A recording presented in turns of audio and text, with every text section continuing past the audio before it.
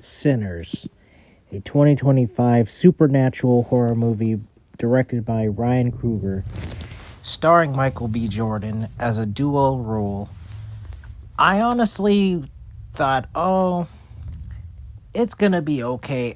Actually, it was surprisingly better than I thought it was gonna be. Sure, it takes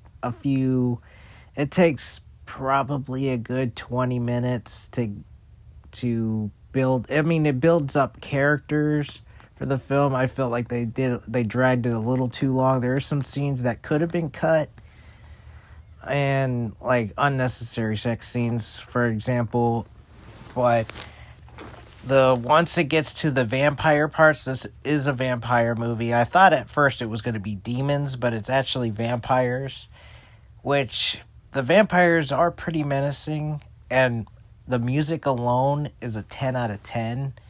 But the movie itself, I would give it an 8 out of 10.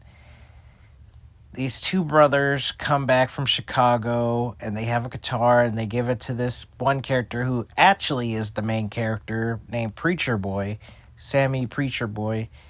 There's just a lot of characters in there, and surprisingly really good, really acted pretty well. I mean, like, outside of like one character that I didn't really care for, which was Sammy's love interest, but overall the acting was actually pretty good. You know, Ryan Coogler hasn't missed critically with his movies, and Michael B. Jordan gives out a pretty damn good performance.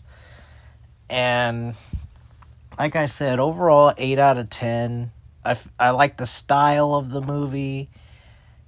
I feel like, even though I wish I would have saw more scenes with the vampires, but once you get to the vampire scenes, they're pretty good. I mean, like, the violence is there. I mean, I like this movie more than my brother and my mom did. My mom gives it a 7. My brother gave it a 6. I give it about an 8.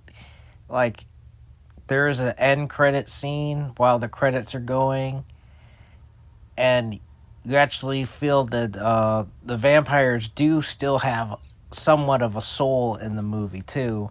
They're not just blindly evil. They sort of still have their soul in there, but they're like, I wouldn't say possessed, but they're like, their soul is darkened, I guess, in a way.